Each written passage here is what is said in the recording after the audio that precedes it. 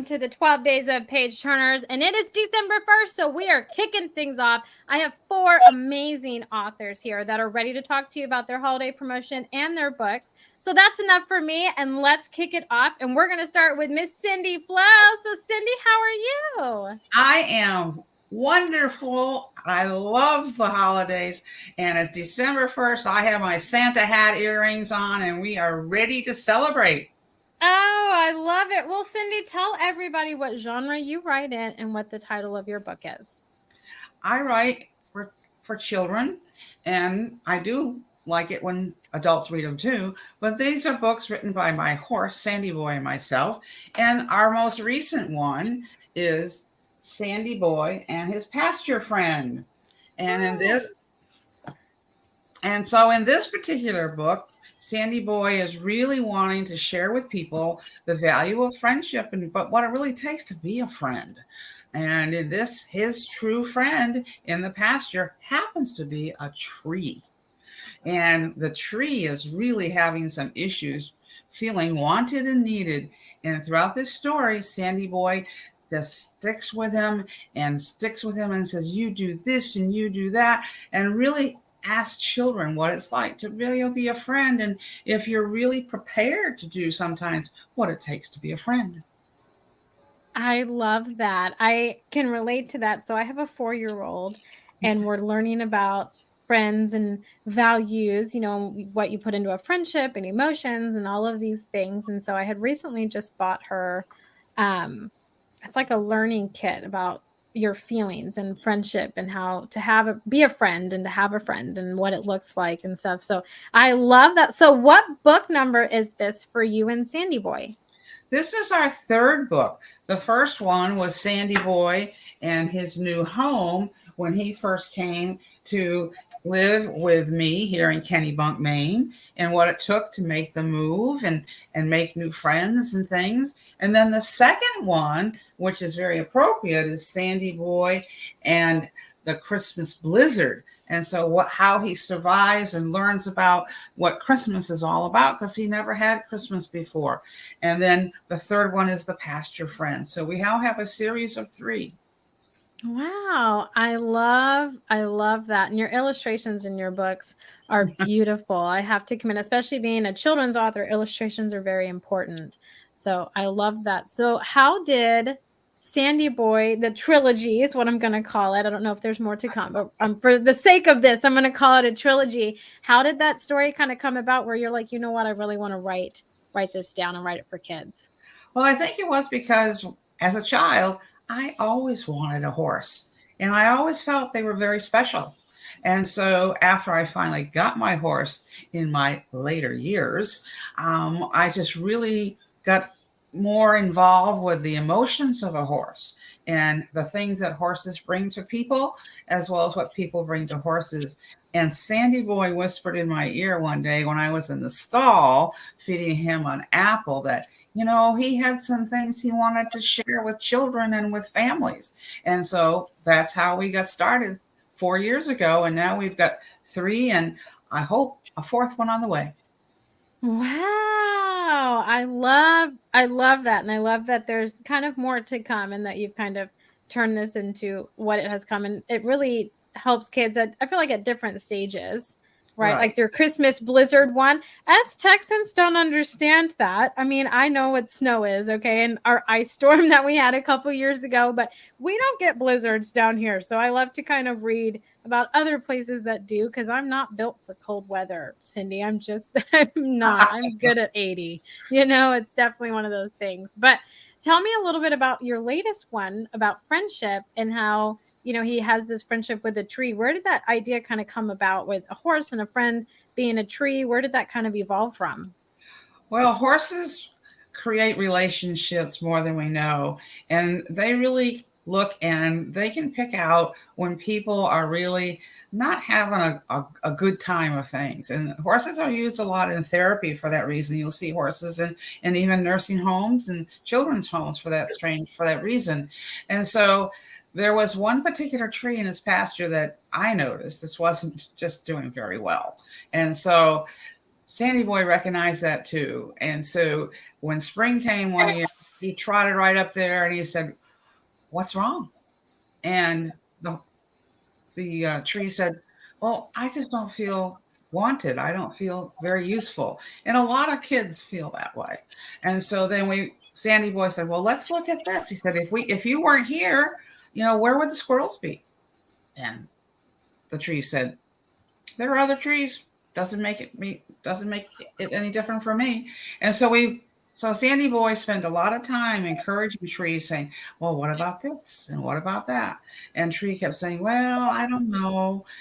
But eventually, as the story unwinds, Tree realizes that if he didn't take care of butterflies and birds and fireflies, and that he was shade for the horses, that wow, he really did have a purpose, and that he really could see that he wanted to be a friend back to Sandy Boy. And so throughout the story, Sandy Boy asks children about what it's like to be a friend. And if you have a friend in trouble or in need, how long would you really stick with them? And those types of things. So it's just a really cute story about friendship and being a friend and what it takes. See, I love that the tree was like, "Oh, there's other trees," because I feel like, right, even as adults, we kind of do that, right? We kind of get like complacent, I guess is the best word. I don't even know if that's a word, but tonight it's a word, okay? Because it's one of those things. But I feel like we kind of get that way. And I think even just from you describing your book, I was like, man, I'm an adult and I have felt this way. And I just push it off by saying puppies and rainbows, right? Everything's just puppies and rainbows is my saying. So I feel like adults would also like your book too. I mean, I read to my children almost every night, and I've made my husband do it because my husband is just very modern tone, and I'm like, we have to give him excitement. We got to make these books come to life, right? So I'm like, you need to practice. So I make him read it. One of the things, Amy, is the fact that sometimes as parents or family members, we don't quite know how to start the conversation, that we notice that our child might be having issues with making friends, or a friend has hurt their feelings, that type of thing. So I'm just hoping that this story just kind of opens up that avenue of discussion, and so makes it more comfortable for both adult and child. Oh yeah, for sure. I can tell you my 4-year-old needs this book because she's incredibly shy. She's so shy. And when I take her to gymnastics and, there's girls that are just outgoing like I am, and they come and they talk to her and they do all this, and she just looks at me and she's like, why are they talking to me? Like, what is going on? So she needs this book. So it's like already in my box, in my cart to buy. I'm a sucker. I'm telling you, I get the most benefit out of the 12 days because I love supporting, but I find so many amazing books and authors and the stories behind it. And so I always kind of stack up on my books during the 12 days. But what is next for you? I know that you said that maybe you have a fourth book coming. Are we going to stick in the children's arena? Are we going to move out? What's next for you? Well, we're going to stick still with the children's, and this next story is really more about what it's like for people and horses and pets to age, what happens, and then how do we deal with that? Because Sandy Boy, unfortunately, has passed. And so that was a big thing this year. Yeah.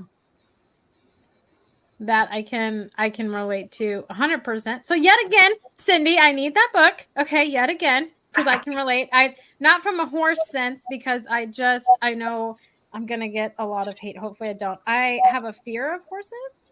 So I know I need to overcome that. But I have a fear of horses. But I had a beloved applehead chihuahua that I had for 11 years. And so that was extremely difficult. He's actually on my bookcase right here with his squirrel. So he's always with me. So yet again, Cindy, I need that book. Okay. And I'm a 31-year-old adult. Okay. Like I'm just throwing it out there. I definitely need that book. But so you said in the 4 years you have these 3 books. And so what has your publishing journey been like? You're kind of a new author. I mean, you're seasoned because you have 3 books in your children's arena and stuff with illustrations and everything. So what has that journey been like for you? Well, it's been amazing because I didn't really know what to expect, for one thing.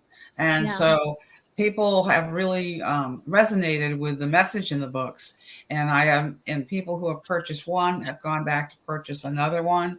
And I've just had lots of people, parents, and a lot of grandparents really enjoy the whole thing about Sandy Boy, and a lot of youngsters themselves who are looking for books and stories about horses, that they have picked this one up, and it's been really an easy find on Amazon and Barnes and Noble, so people have been able to get it. And then even here in Maine, I've got a few children's bookstores and things that are carrying it, and I have donated it to libraries, and they say it's checked out all the time. So it's been fun.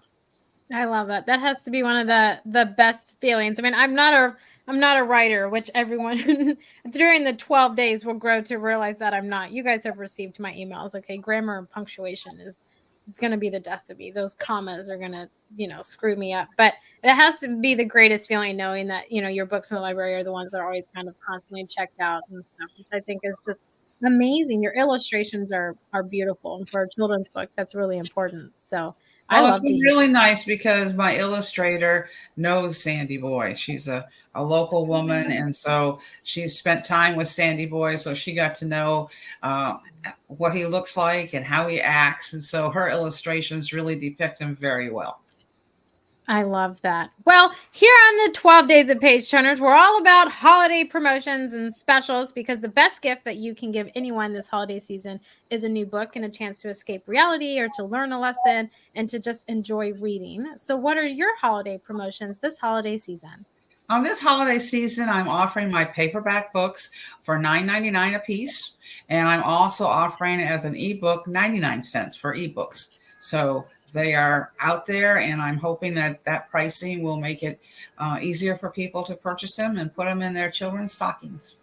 Wonderful. So, if they wanted to go and purchase these, they just go to Amazon. Where all can they find them? They can Amazon, they can find them at Barnes and Noble, and they're also listed on Walmart. Wonderful. Well, Cindy, thanks for joining us this evening. It's always so great to talk with you. My pleasure, and ho, ho, ho. Yes. Well, coming up next is Mike. Mike, I'm so excited to talk to you. Mike, how are you? I'm doing excellent, Amy. Thank you for having me back. Oh, absolutely. So tell everybody what genre you write in and the title of your book. I write in multiple genres. My first book, my 10-year labor of love, Primus Actum, and yes, I splurged for a professional photographer, but the models were obviously amateurs. But the funny story behind that book is I call it a 10-year labor of love because that's how long it took me to write it. Okay. And Christmas of 2018, my wife and I were going to visit family. And I looked at her and I said, honey, I wrote a book. She had no clue. Ooh. And so she read it. She liked it. A year later, it was published and became my first novel. It's a Bayou City action romance. And it's funny because you see rom-com quite often listing books and movies, but action romance is not a general genre that you would find out there. So it's, for me, it's groundbreaking on a number of levels. So it Book took you number 10 years to write it. So how many books do you have in that series?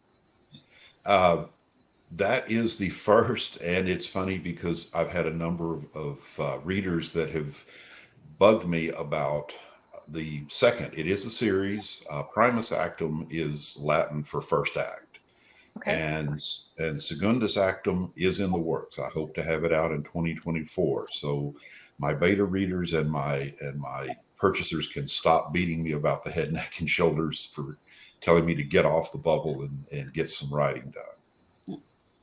My second novel is called Tales of the Rona, and Okay. this is an alternate history based on some actual female pirates in the Caribbean in the early 1800s.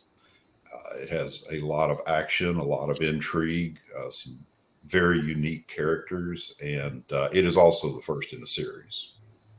Wow. Okay, so I have there's a theme here that you like action. Just gonna throw that out there. You like action. I like it. I do, and I enjoy the research, the digging into history, and making the ships factual. You have to really consider the different time periods and what the ships look like and how they sailed. And I find it distracting when a book breaks the actual, they have something that they use that wasn't invented then. And we see a lot of videos where they talk about, oh, in this movie they had this thing that hadn't been invented yet. And so I try to avoid that. But my latest and greatest, and it is bound. I just happen to have a beta copy here at the house. It's called The Nice. Five Lone Stars. It's actually been retitled Tales of the Bayside, a Five Lone Stars novel, but it is an alternate present book. It starts in 2017 and goes forward to our current times and then a little bit into the future. You have, yes, I do alternate history, and science fiction is full of alternate futures, but you don't generally find one that takes current events and says, what if? And so that's what I do. I feel like that's a slippery slope though, the what if, because I'm one. So anyone who knows me or gets to know me, right? I'm a huge like zombie apocalypse, like what if? And I'm totally just like, that's going to happen. So if I was a writer, that would be my what if. Like, okay, this war didn't happen because a zombie apocalypse happened and everything kind of threw out, right? So what are your kind of like what if scenarios when you're creating these books? What are some of them that you think of? Well, 2017 was a horrible year. We had something like 23 major disasters, multiple hurricanes, including Harvey. We had actually Colorado had a blizzard in June. The West Coast fires that burned seemed like all of Washington, Oregon, and California were on fire. So I basically took all of those and just, like I said, carried it one step further. I don't want to reveal the hook of the book, but let's just say that I changed history a little bit. I like it. I think it's good to kind of, get the creative juices and kind of what your version, what could have happened kind of out there. I like to read those. I'm a sucker. Like I am your target market, Mike. I like to read those. But it's like I said, the zombie apocalypse would have been my what if. Like, okay, Harvey hit. Okay, but what if it was like a hurricane of zombies? Like, I'm a zombie fanatic. Like, I know it's the holidays, and I should just be like, what if it was elves? But what if it was zombies? Okay, like that's my whole thing. So I feel like I can relate to you on that level and kind of creating these different outlines. I'm sorry to report no zombies, but It's okay. it very much will make you think. And it is funny story. I started writing this, and I tend to be a bit of a pantser. I write chapters as a unit, and I was having so much fun with this book that I said, "Where am I at?" And the answer was I was 42 chapters in, which Wow. this is not 42 chapters. This is about half that. Yeah. So volume 1 done. Volume 2 is about half done. I'm in editing of the second book in the series right now.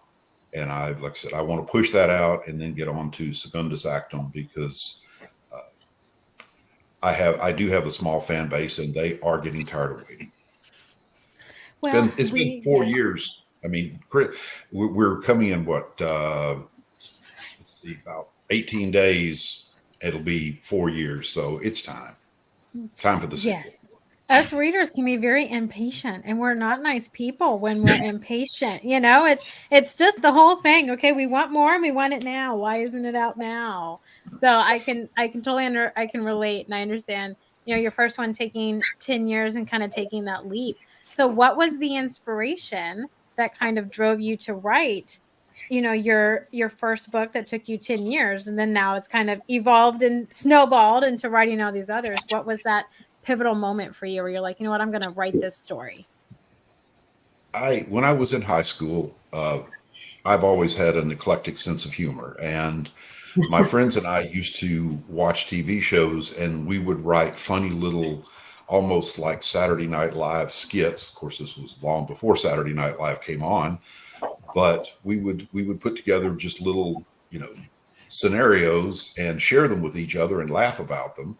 And so I just, I don't know, 2007, 2008, I had an idea for a scene, and I had some time on my hands. I wrote that scene out, and it was very good. And I said, okay, who are these people and how did they get here? And so I backtracked the story until I had a believable, to me, uh, backstory that made sense and got these characters to that point. And then it's like, okay, what comes next? And so then I took the book onto a very hard hook ending. I've had a number of people that have said that basically the last paragraph of the book is the best, because it very much is a hook. It very much says there's more to come. Do you leave off on a cliffhanger? That's what is it, a cliffhanger? Yes.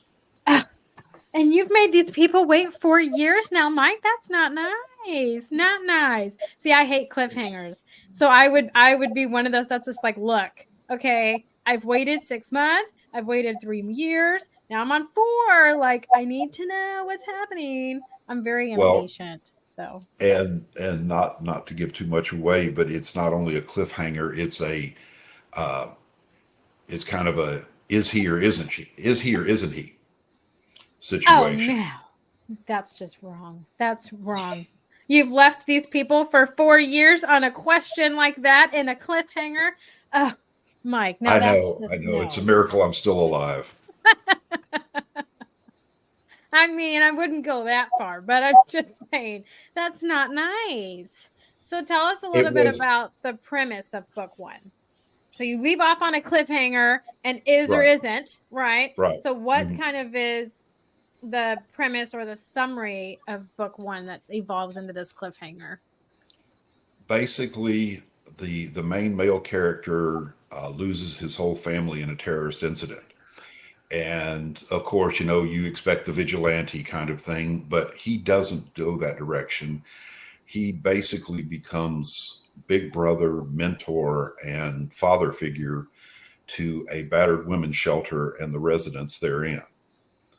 And it's very much a personal thing for me, but the like I said, the main character, he basically becomes what is best in men, and does what he can to help these people that have so many needs, and to basically be what they need when they need him. And like I said, I don't want to. Of course, there's the romance part is that there's a registered nurse that works at the shelter, and she basically goes from can't stand him to okay, I kind of get him to there's your romance. Okay. Okay. So it's an action romance with a cliffhanger at the end. Okay. Yep. I'm not going to let the cliffhanger go because I'm one that's just like, oh, man, like that's okay. I forgive you. I forgive you for your 4-year wait. But now I'm I waiting for book 2. Okay. All right. I just like I said, I one of my peeves with many authors is they give you these characters that you just fall in love with, and then one and done.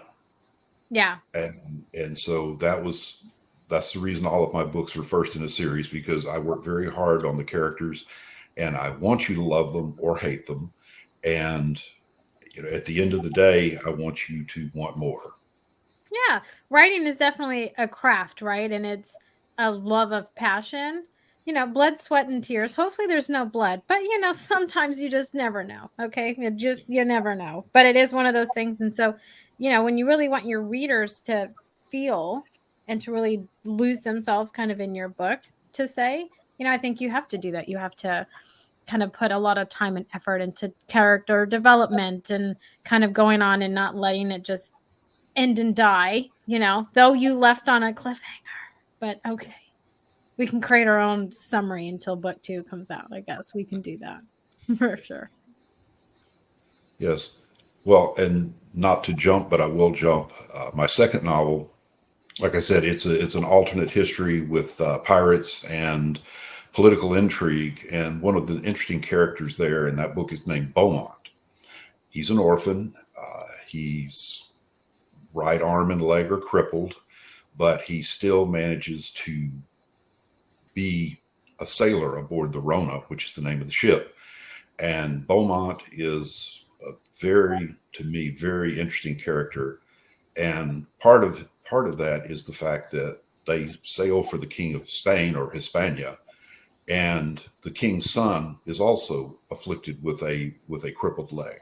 So he and Beaumont become fast friends, and in the second book, they basically have their own adventure outside of the main characters. Wow. Okay. So we go from one to the other, pirate ship and pirates, which I've always had a fascination with. I've always kind of felt like in another lifetime I would have been a pirate, but I wouldn't have been a very good one. Like I would have been like, oh, you need this? Here, let me give it to you. I wouldn't have been a good pirate. But in my mind, I would be in my mind. So I've always kind of had that. So it's interesting that you kind of wrote about that in your pirate ship and everything. So where did the inspiration come for that cover? Because it is a beautiful cover. That cover, and if I may, quick plug for my cover author or cover artist. His name is Og Minos out of Massachusetts. Sorry, I wanted to say Maine, but Massachusetts. And this was I had a picture that was similar to this of a supposed female pirate, but of course they did the low cut, lots of cleavage, the sexy pirate thing, and that's not what this is. This is Captain Zwilling. She is the leader of the Rona, and she is a no nonsense lady. She is beautiful. She does have long flaming hair, but as you can see, she's not afraid to get her hands dirty. And so that's another thing in my books, is that I believe in a strong female character. I feel like young women sometimes don't have enough strong, morally unambiguous role models. And so all of my female characters are three-dimensional. They laugh, they cry, they have confidence in themselves, and they show that confidence to others. And so Captain Zwilling is very much a no nonsense lady, and she basically goes from commanding one ship, the Rona, to commanding an entire fleet for the king. And she and her crew take no prisoners. Oh, I love it. I love it. Well, on the 12 Days of Page Turners, we're all about holiday promotions and giving the gift of reading. So what are your holiday promotions this holiday season? Well, before I get into that, I would like to do a quick recap on last year's promotion, and thank you for allowing me to do that. The Texas Great Pyrenees Rescue is my charity of choice in this holiday season. And last year, I was able to cut a check for over $500 to TGPR from book sales in last year's promotion. So this year, I'm hoping to cut an even bigger check. But the promotion itself is simply, if anyone buys 2 of my 3 novels and they send me an email, I don't need a screenshot, I don't need a receipt, I take you at your word, and you say, I bought 2 of your novels, I want Tales of the Rona signed to Billy, I will personally sign the book, and mail it to you. All you have to do is tell me who you want it addressed to and give me the address to send it to. I'll cover everything else. You Nice. buy two, you get one free. Wow. Signed So by me. what's your email so that people can email you? My email is Mike Taliaferro, TALLIFERRO @yahoo.com. Nice. Well, Mike, I'm so happy to hear about your success last year, and hopefully we can make that bigger this year. So Thank you. thanks for coming back and taking more time out of your day to come and hang out with us. Thank you, Amy. Anytime. Next up is Jessie Fern. How are you? Hello. I love it. So Jessie, tell everybody what genre you write in, and I love your books. I have kids' books. I have a picture book. It's called The Scatterbrain Ladybug. Oh, I love it. I love it. So how long have you been writing? I have been writing longer than I've been alive. Oh, okay. That's an interesting answer that I have not heard, and I'm here for it. I love it. So you've been writing just since before you were born. I love it. Yes. You were born to write. Yes. I love it. Absolutely. I love it. So what made you pick this children's genre? What made you kind of go towards that? Well, I started releasing ladybugs in my garden. Because ladybugs eat aphids, which kill plants. They kill all your flowers. And so ladybugs are the good bugs. They're actually beetles, and they kill, they're actually predators that are beautiful, and they are wonderful, wonderful things to have in your garden. And so I am very interested in gardening and making things helpful for to sustain. And I like gardening and bees and butterflies. I just love nature, and so that's one of the reasons. But the book, The Scatterbrain Ladybug, is about a ladybug that, oh my goodness, she's going to have a tea party in the garden at 4:00, and she goes to get dressed, and then she can't find her spots. Where did she put her spots? She can't find her spots. And so she can't get dressed because she can't find her spots. She can't find her spots. So she has to go. So she goes to all of her friends in the garden, and all of her friends say, "It's okay. We're not coming to your tea party for your spots. We're coming to your tea party because we want to see you, not your spots." And they said, "But it'll make you feel better." The bee says, "You can have one of my stripes." The butterfly says, "Well, you can have one of my spots." And so they all give her little things to help her feel better. And when and then they all are able to meet for the tea party at 4:00, and they pick up their coasters. They pick up their teacups, and there she's put her spots down as coasters. Oh my gosh, I love you. Had me at tea party. My 4-year-old loves tea parties. Her birthday party was a Beauty and the Beast tea party. She loves ladybugs and dragonflies.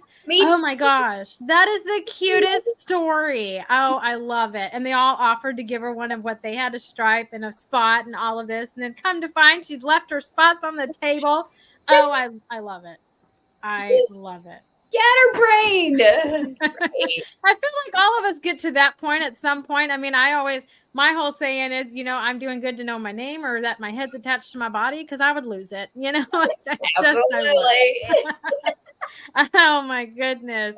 So how did this idea for a scatterbrain ladybug kind of come about? I know you like gardening and ladybugs, and they are beautiful. So how did this scatterbrain kind of story at a tea party come about? Because I like tea and I'm kind of scatterbrained. Yes. Okay. I love it. You are my people. Yes. Unite my people. I love that. Tea is my favorite. And I'm, like I said, I have a 4 and a 3-year-old. So I'm I told you I'm doing good to know what day it is, Yes. Mhm. Oh my goodness. Okay, so how many books total do you have?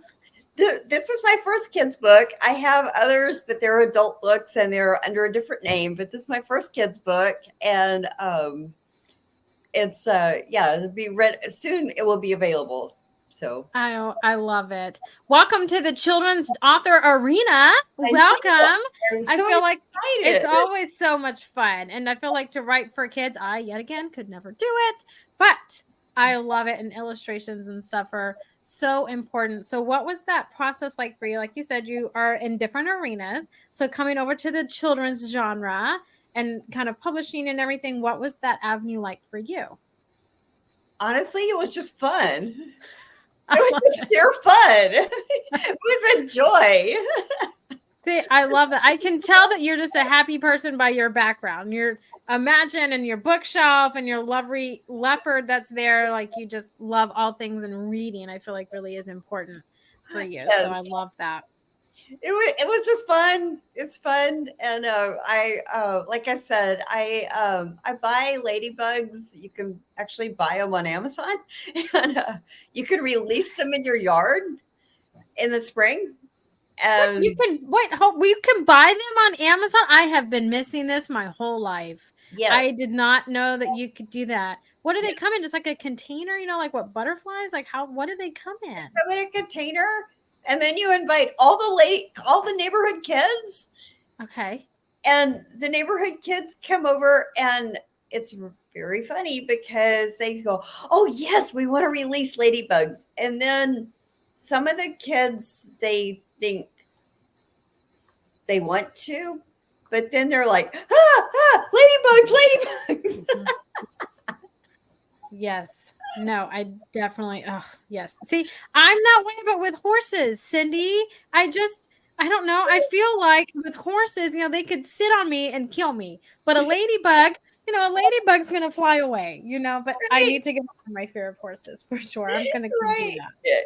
Oh yeah. So ladybugs, they're just so beautiful and they're so cool. They actually in the Middle Ages they were considered this bug.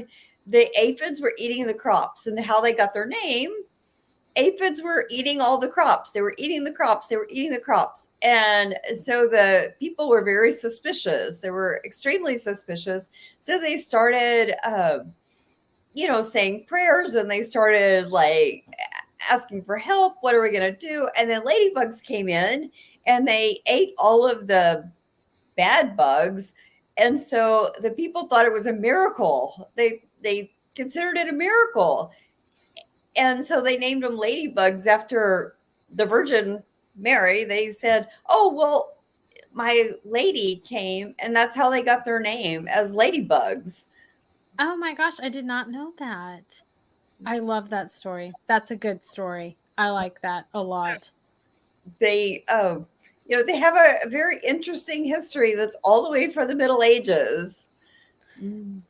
So you've put a lot of time in like research into ladybugs, because I did not know any of these things except for that like they're red and they're gorgeous and they fly away and they scare people, right? I knew all of that, but I didn't know that they ate like the bad things on your plant, that you can buy them from Amazon. Like that's definitely going to happen in my near future, probably when we finish this. I'm going to do that late night Amazon and order ladybugs, but I had no idea. So what was the research like that you put into finding like kind of the history of ladybugs? My other books are set in the Middle Ages, so yeah. Oh, so it just And kind of bled all together. Okay, I like it. Two came birds, one together. stone kind of thing. Okay, Yes. I like that. I could dig that. I thoroughly enjoy that. So now that you're in the children's arena and the genre, and you've written, this book, what's next for you? Going to keep playing in the children's arena? Is there going to be like a ladybug sequel? What's kind of next for you? I have a second book planned called Larry the Lopsided Ladybug. And Okay. Larry, he wakes up one morning, he's kind of slept on one side, and all of his spots have gravitated to one side, and he can't quite fly anymore because his spots are all on one side.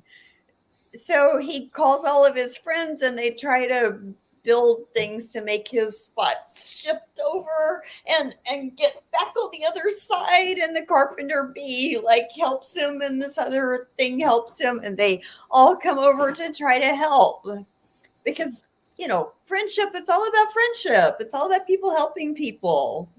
Oh, I love that. Because it reminded me of like, when you wake up and you've slept wrong and your neck hurts that one day, or like you've been sitting cross-legged like I am right now and like one of my legs is asleep and I don't want to move it because it just hurts. I don't like the tinglies. So your description just reminded me of that. And I was like, oh, I can relate to that ladybug. I can relate 100%. So I love your stories and the animations because you really just make your stories come to life. And I love that. I feel like for children, you have to do that. And so these are beautiful stories. And I want one of those tea parties. Maybe I'd love that.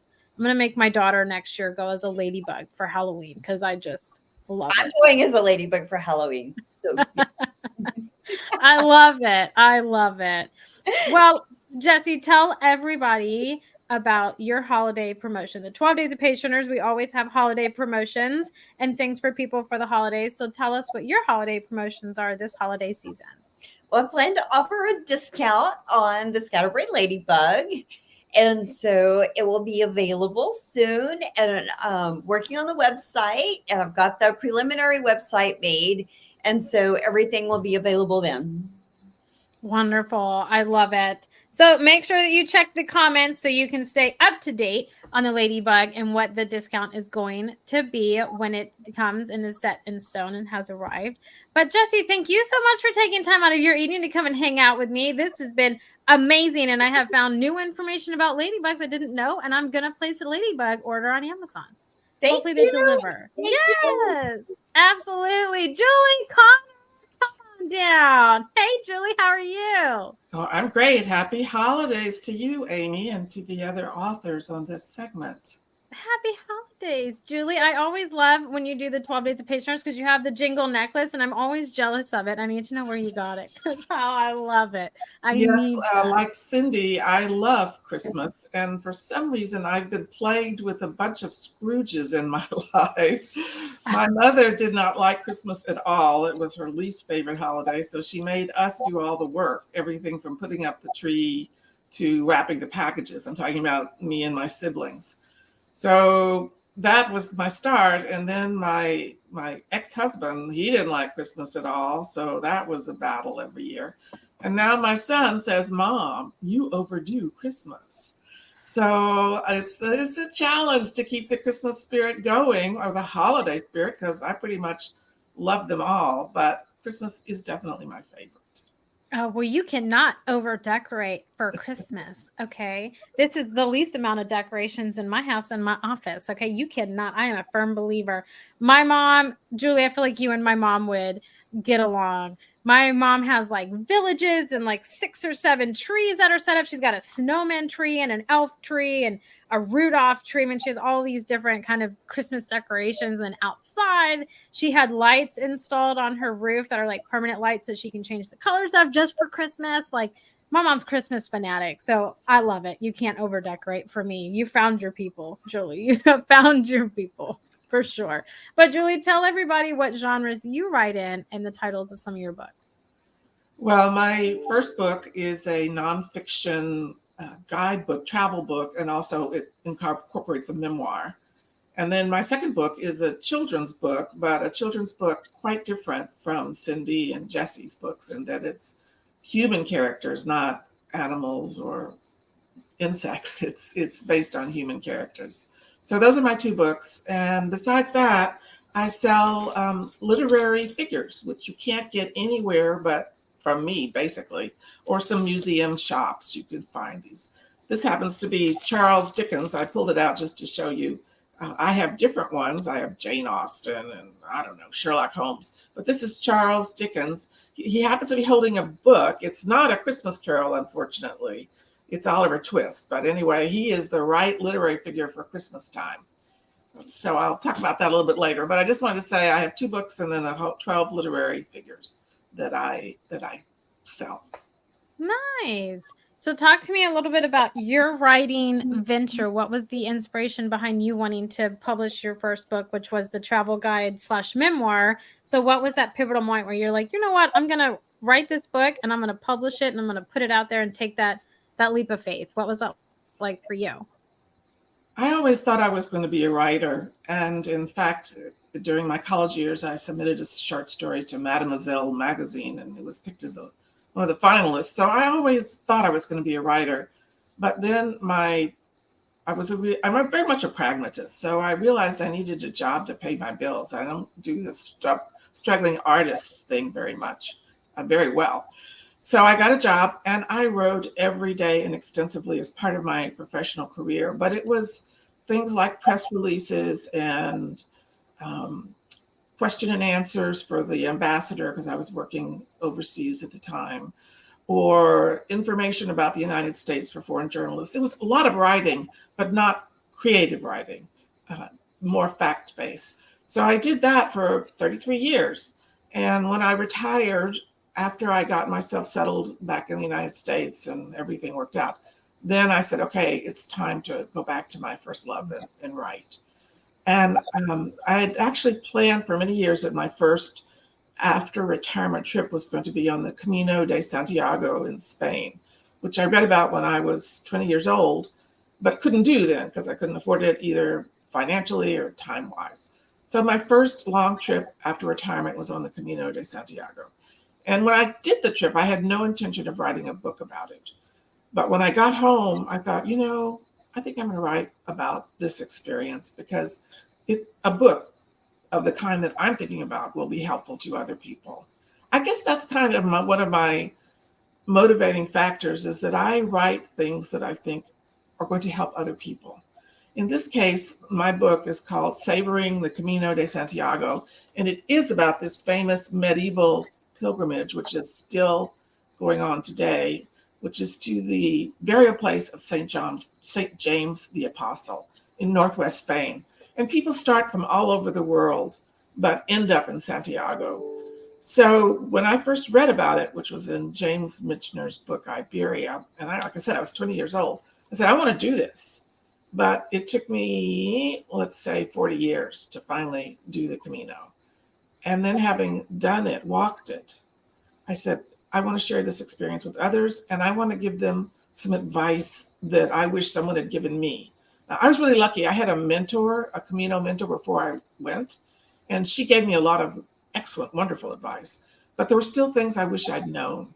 So I started out writing a book that was both a memoir of my experience and also some practical suggestions and information about the Camino.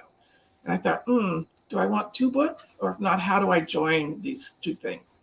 And so my book is a hybrid.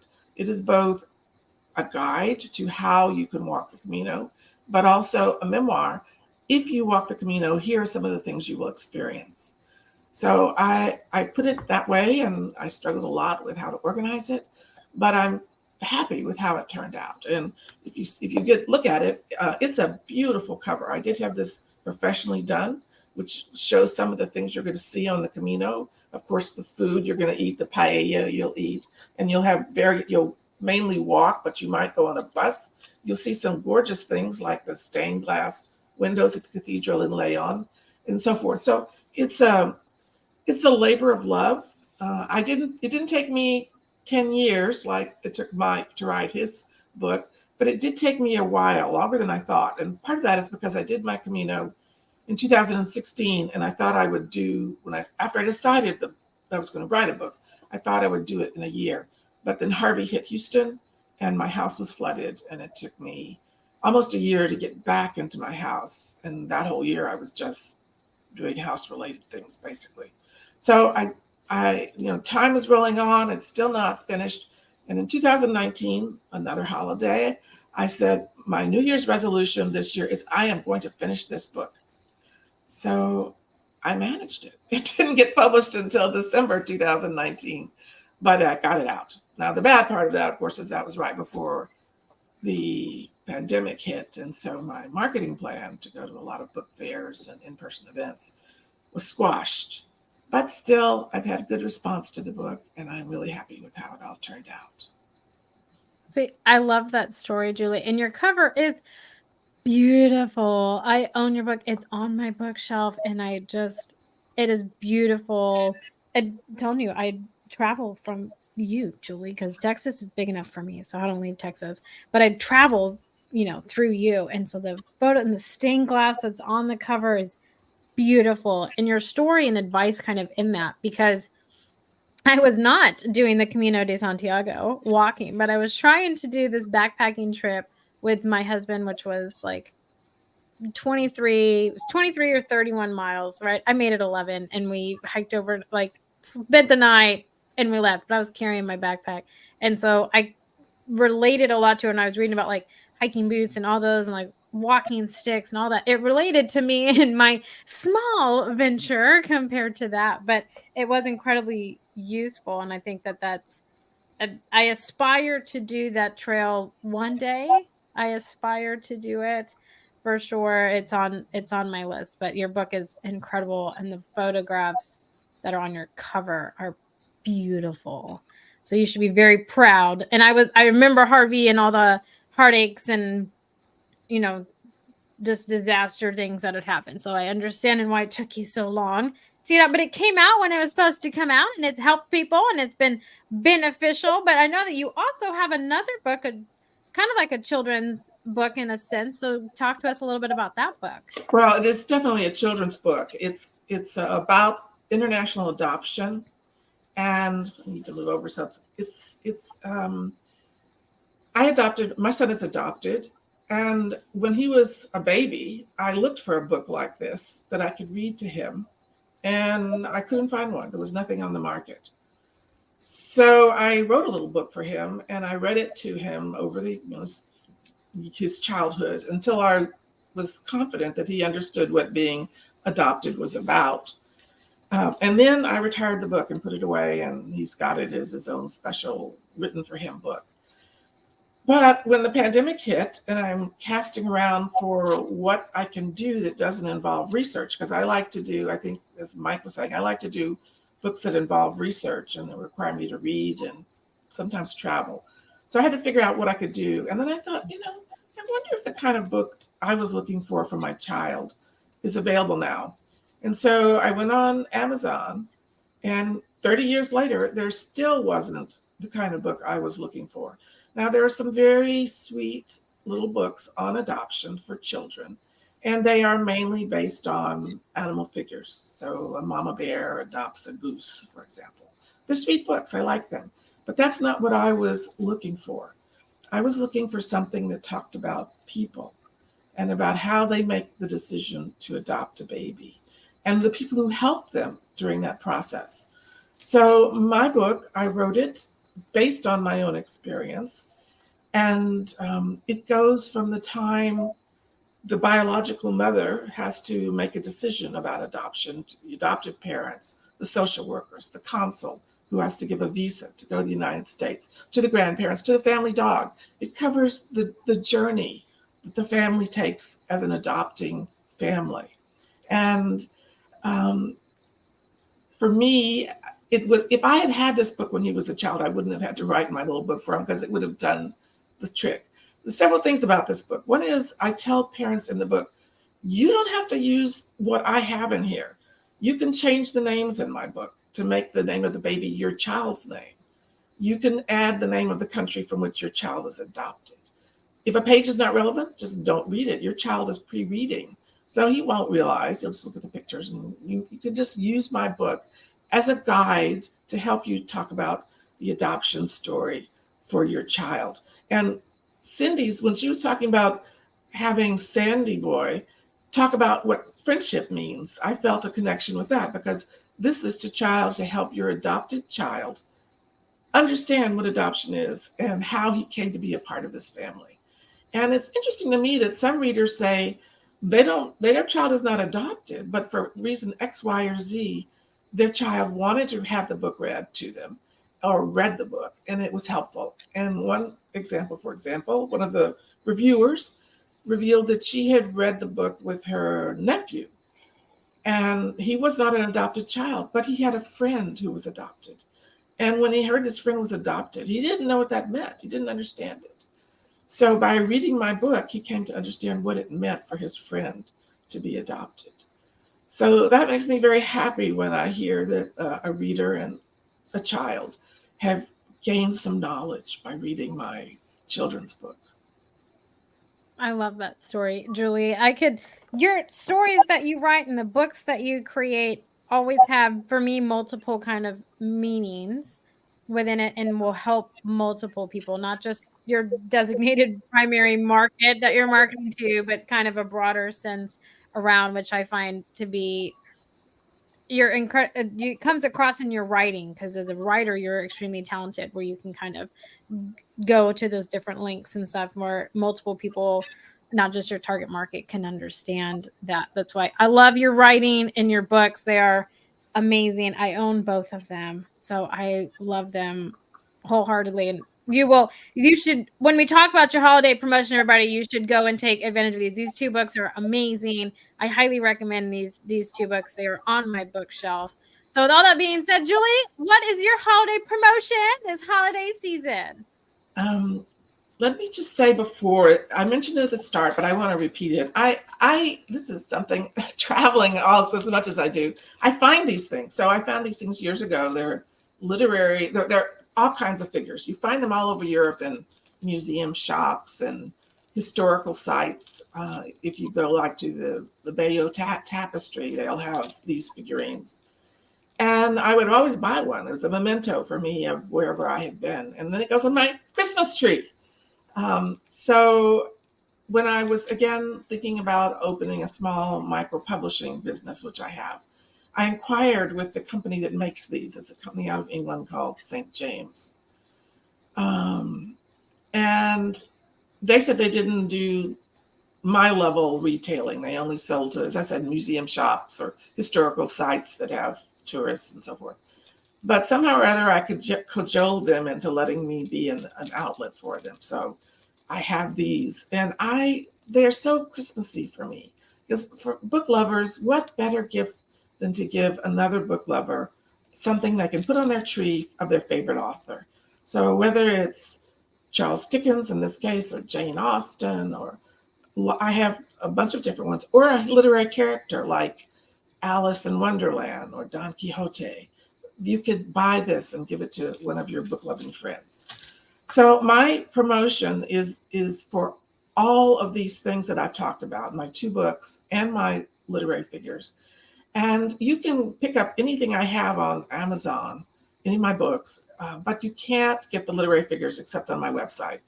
And to get this holiday promotion, you have to go to my publishing website, which is BayouCityPress.com. That's Bayou City, Houston. It's Houston's nickname, BayouCityPress.com. And there I have a shop, and there will be a discount for all of these products. And what you'll have to do is type in the discount code, which is 2023 holidays with an S, and then you'll get a discount on these items. Now, as I said, you can buy them on Amazon or on, you can get the books on Barnes & Noble and all the other big sites. They all have them. But if you want to help an author out, the best way to help an author is to go to the author's own website and purchase them there, because then we don't have to give a cut to a large distributor. And you will get it more cheaply than you would if you went to one of those large publishing distributors because of the discount. So you get something a little less expensive, and you help me or Cindy or Jesse or Mike. I'm sure they all have their own websites from which they sell their books. And just you can make your own Christmas tree more literary, or a friend's Christmas tree more literary, or give them a book you think they might like. I love it. Yes. The best thing that you can do is go to an author's website and purchase directly from them. Like Mike is offering, you can do autographs and those kinds of things. But Julie, I absolutely love your books and your writing style. The promotional code that you need to type in on Julie's website is listed in the comment section down below. So Julie, thanks so much for kicking off the 12 Days of Page Turners with me and joining me this evening. It's my pleasure, and happy holidays to everyone. And I hope you have a wonderful, wonderful holiday season. Yes, absolutely. Well, you guys, that is the 12 Days of Page Turners Day 1. But don't worry, there is more to come. Tomorrow, we have a new round of authors and genres and specials and goodies for you this holiday season. So make sure that you tune in. Check out the comment section down below to get in, or to take advantage, or I should say, to take advantage of all of these holiday promotions, because the best gift that you can give this holiday season is a book, taking people out of reality, learning something new, and just inspiring them in reading. So it is the best gift that you can give. But we'll see you all tomorrow night.